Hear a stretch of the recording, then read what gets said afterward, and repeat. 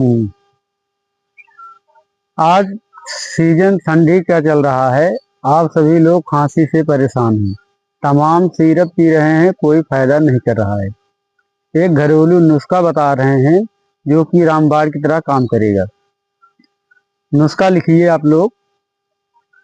लहसुन 50 ग्राम, तुलसी की पत्ती 50 ग्राम, अदरक 50 ग्राम, काली मिर्च 20 ग्राम, पीपर 20 ग्राम, नमक 20 ग्राम। एक ही में उसको सिलबट्टे पर पीस कर रख लीजिए।